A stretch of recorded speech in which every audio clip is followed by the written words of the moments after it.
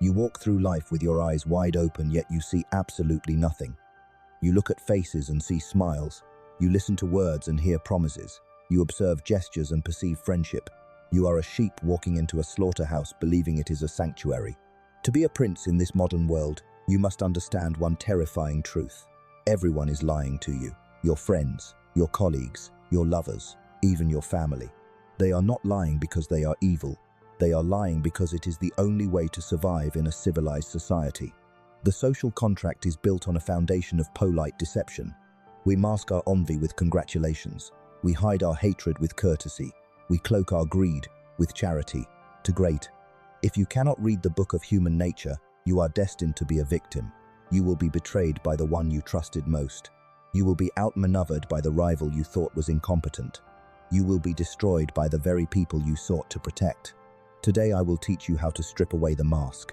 I will teach you the Machiavellian Observation Method.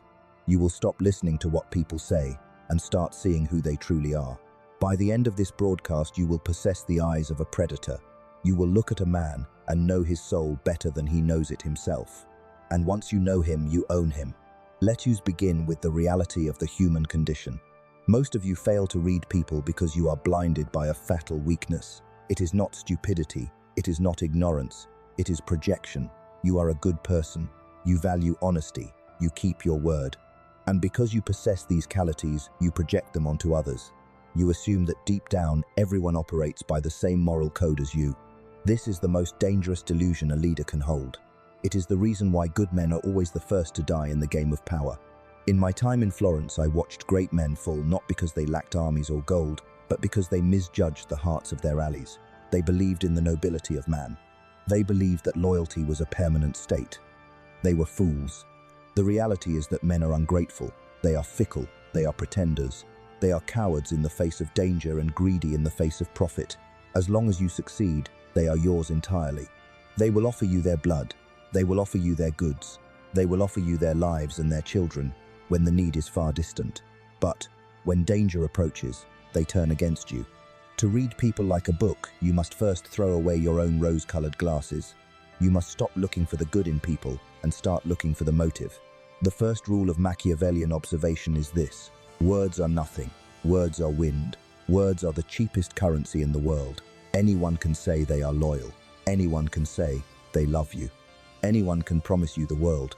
The mouth is the servant of the ego, and it will say whatever is necessary to protect the self or gain an advantage. Yet you continue to listen. You hang on every word during a meeting. You analyze text messages as if they contain holy scripture. You are analyzing noise. You are.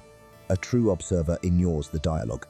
He watches the silence. He watches the feet. He watches the eyes. He watches the timing. Consider the nature of the mask. Every person you meet creates a character. This character is who they wish to be seen as.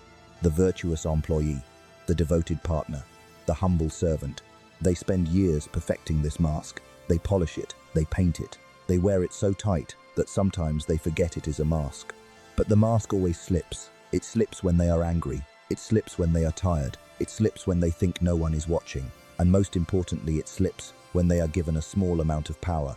If you want to know who a man is, do not give him responsibilities. Give him privilege. Watch how he treats the waiter. Watch how he speaks to those who cannot help him.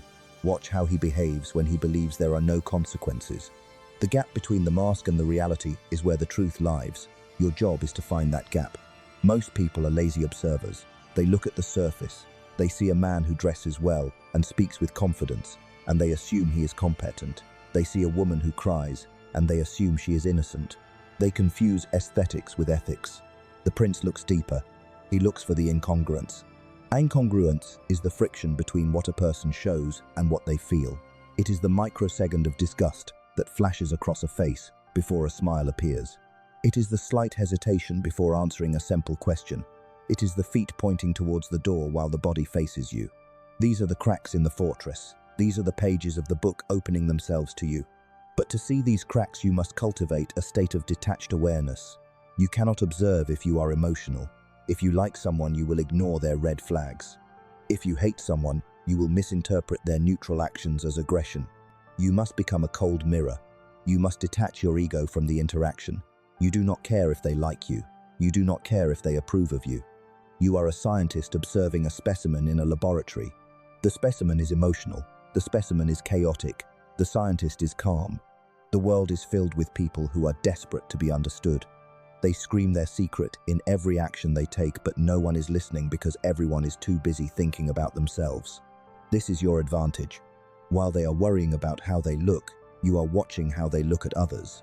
While they are thinking about what to say next, you are listening to what they are not saying. When you master this, you will realize that people are not complex mysteries. They are simple equations driven by basic variables: fear, greed, pride, lust, security. Identify the variable and you solve the person.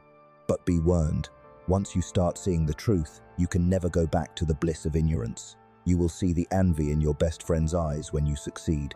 You will see the boredom in your lover's face when you speak of your passions.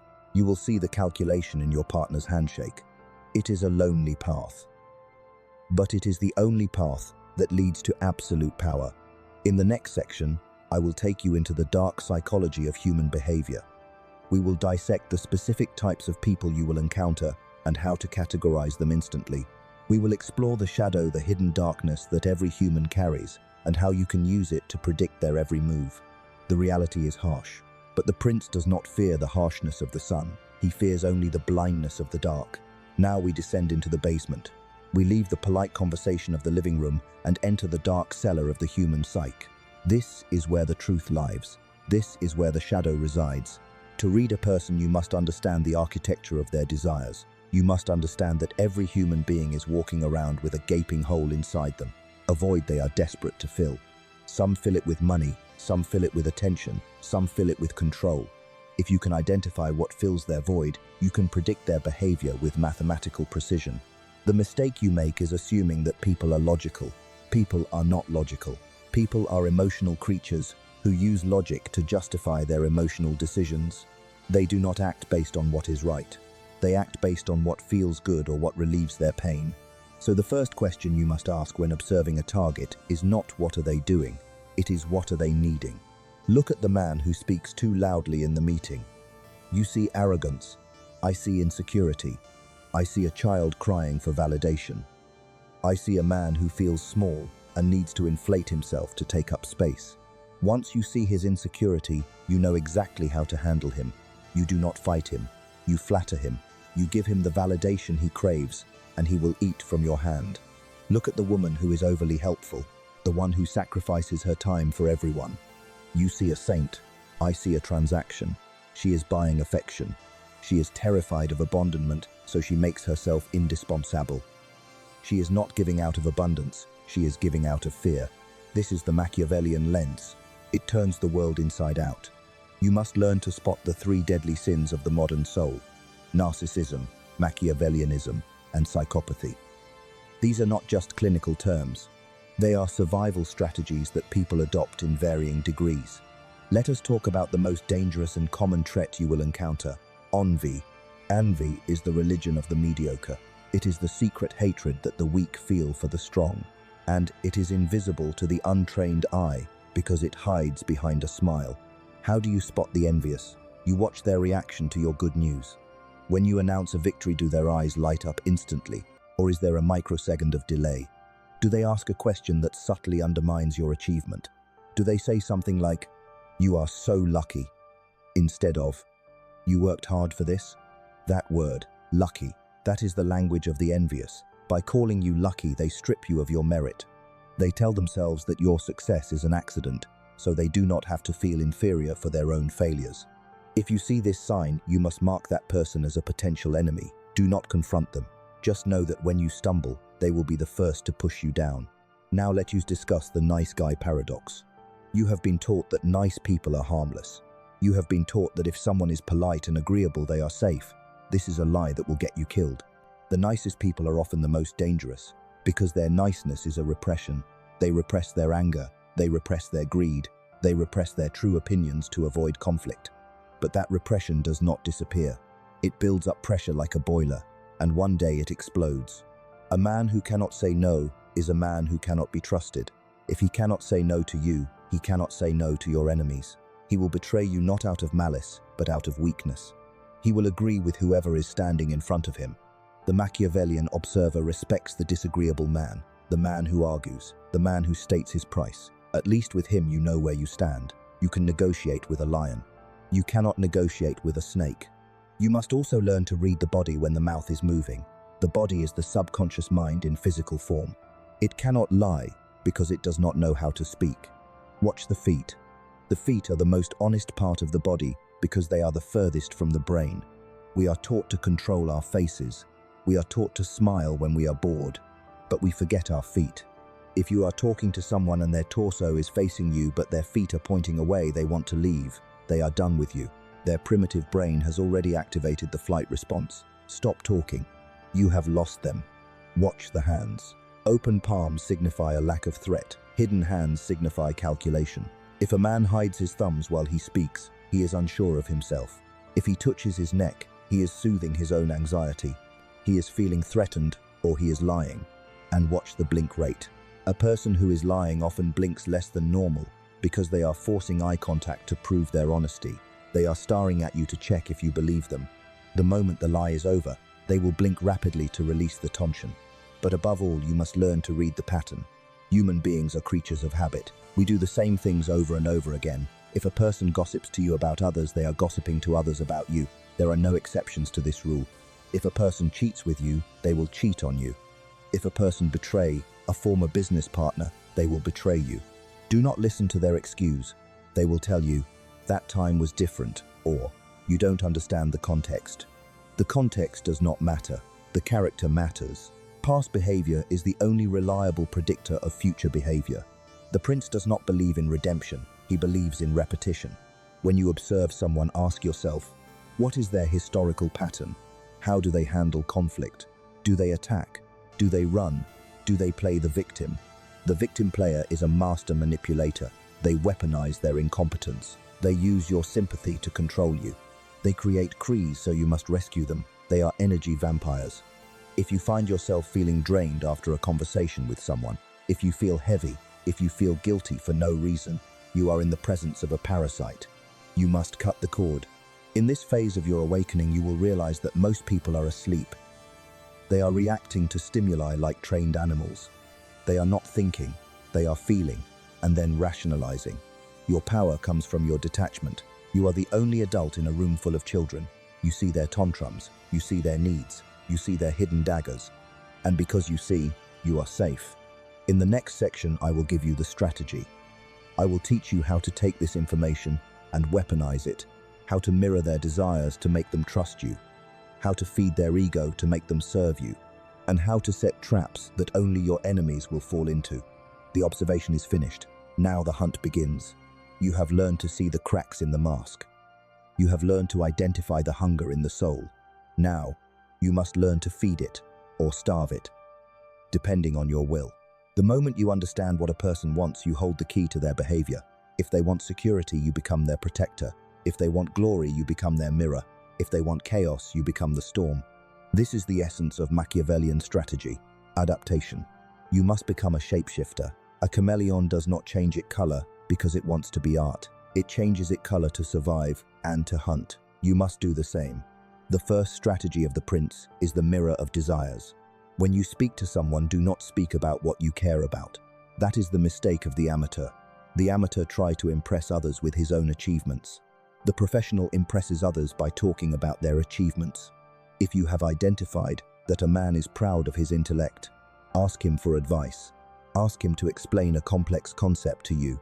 Watch his eyes light up. Watch his guard drop. By validating his intelligence, you are giving him a drug more potent than heroin. He will associate you with the feeling of being smart. He will seek your company because around you, he feels like a giant. And while he feels like a giant, you are the one holding the leash.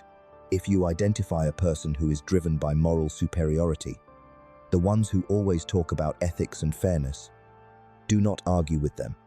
Align with them. Speak their language of virtue. Nod when they complain about the injustice of the world. Become the echo chamber they are desperate for. They will trust you implicitly because they see their own reflection in you. And once they trust you, they will reveal their secrets. They will tell you who they hate. They will tell you their plans. They will give you the ammunition you need to destroy them. if they ever turn against you. The second strategy is the weaponization of silence. In a negotiation or a confrontation, the person who speaks the most is the loser. Words are information. When you speak, you are giving away information. When you are silent, you are hoarding it. Most people are terrified of silence. It makes them feel naked. It makes them feel judged. So they fill the silence with noise. They blurt out details they should have kept hidden. They make concessions they did not plan to make. You must learn to be comfortable in the void. When you ask a question, to wait for the answer. And when they stop speaking, wait longer. Look them in the eyes and say, nothing. Count to 4 in your head. 1, 2, 3, 4. In those 4 seconds, they will panic. They will think you are not satisfied with their answer. They will think you see through them, and they will start talking again.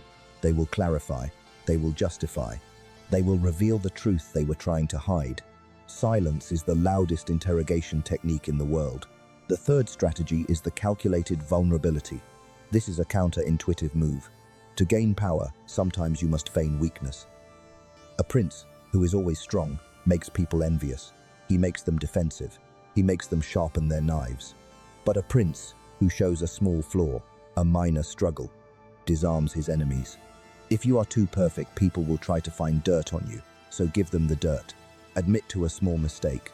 Confess a minor worry. Tell them you are not sure about a decision. This triggers the savior complex in others. They will want to help you. They will lower their shields because they do not see you as a threat. They will think, he is just like me. He is human. But you are not human. You are a predator in human clothing. You are showing them a calculated weakness to hide your true strength. While they are busy helping you, they are not guarding against you. The fourth strategy is the test of loyalty. Never assume loyalty. Verify it. People will say they are with you until the end, but the end comes sooner than they think. You must test the people around you before the crisis hits. Give them a small secret, a fake secret. Tell them something trivial but sensitive, and tell them not to repeat it. Then, wait. If that secret comes back to you from another source, you know you have a leak. You know this person cannot be trusted with the keys to the kingdom. Or, ask them for a small favor that inconveniences them. A true ally will help you even when it is annoying. A fair-weather friend will have an excuse. These are small data points, but they paint a picture of the future. It is better to know now who will betray you than to find out when your back is against the wall. The fifth strategy is the isolation of the target. If you have an enemy, or someone who stands in your way, do not attack them directly. Direct attacks create martyrs. Direct attacks unite people against the aggressor. Instead, attack their connections. Use the information you have gathered to sow doubt in their allies. If you know their partner is paranoid, drop a subtle hint about their loyalty. If you know their boss is insecure, suggest that your target is ambitious and eyeing the boss's chair. You are not spreading rumors. You are merely asking questions. You are highlighting concerns. I am worried about him. He seems distracted lately. Did you notice how he looked at you when you said that? These are seeds. You plant them in the fertile soil of human insecurity, and you walk away. You let the target's own friends destroy him. You let the paranoia do the work for you. When the target is isolated, when he has no allies left, and he is easy to remove, or, better yet, he will come to you for help, and you will be there, smiling, ready to accept his surrender. The final strategy in this phase is the law of concealment. You must never let anyone read you the way you read them. You must be a black box. Do not reveal your true goals. Do not reveal your true opinions. Do not reveal your next move. When people ask what you are planning, give them a vague answer wrapped in a clear goal. Say, I am just trying to do my best for the team. It sounds noble. It sounds harmless. It means absolutely nothing. The more mysterious you are, the more power you hold. People fear what they cannot understand. If they cannot predict you, they cannot manipulate you. You are the author of the book. They are merely the characters. You decide when the chapter ends. You decide who lives and who dies in the narrative of your life. But remember this, a strategy is only as good as the execution. You cannot hesitate. You cannot feel guilty about using these tools. The world is a battlefield, not a nursery. If you do not use these strategies on them, they will use them on you. It is not personal, it is gravity. In the final section, we will ascend to the throne. I will teach you how to maintain this power indefinitely, how to build a reputation that precedes you, and how to live with the burden of seeing the world as it truly is. The crown is heavy, but it is better than the chains. You have reached the end of the lesson, but the beginning of your reign. You now possess the eyes that see through the fog of human pretense. You understand that the smile is a weapon. You know that silence is a shield. You realize that every interaction is a negotiation for power, whether the participants know it or not. But with this knowledge comes a heavy price. This is the burden of sovereignty. To read people like a book is to distance yourself from them. You can no longer participate in their innocent games. You can no longer believe in the fairy tales of unconditional loyalty or selfless love. You are now an outsider looking in. You will feel a coldness grow inside you. Do not fear this coldness. It is the temperature of clarity. It is the temperature of the stars. It is the temperature of a mind that is no longer enslaved by the heat of emotion. Most people live their lives in a fever dream of reaction. They are pushed and pulled by the opinions of others. They are slaves to their own need for validation. They are trapped in a cage of social expectations. You are now holding the key to that cage. You can walk out whenever you choose. But remember this warning. The gravity of the herd is strong. It will try to pull you back. It will try to make you sleep again. It will whisper that you are being too cynical. It will tell you to just relax and trust. Do not listen. To relax is to expose your throat. To trust blindly is to invite the knife. You must maintain your vigil. You must treat every day as a campaign. Every morning you wake up, you are entering enemy territory, even if that territory is your office, even if it is your home. This does not mean you must be paranoid. Paranoia is fear without evidence. The prince does not have fear. He has preparation. He has intelligence.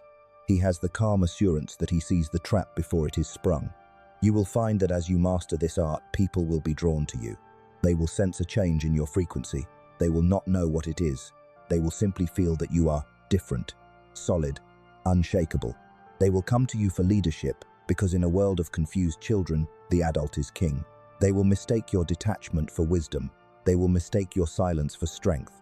Let them. Use their projection to build your empire. Let them place you on the pedestal. It is easier to control them from above than from beside. But never forget who you are. You are not their savior. You are their ruler. You are the architect of your own reality. If you choose to be kind, it is a choice, not a weakness. If you choose to be generous, it is a strategy, not a compulsion. If you choose to destroy, it is a necessity, not a passion. You are the sovereign of your own soul, and that is the only kingdom that truly matters. This channel is not for the weak. It is not for the moralizers who hide their incompetence behind a mask of virtue. It is not for the victims who want to be coddled. This channel is for the architects, the strategists, the prince who are ready to claim their birthright. If you are one of us, then you know what to do. You do not need me to beg for your subscription. A prince does not beg.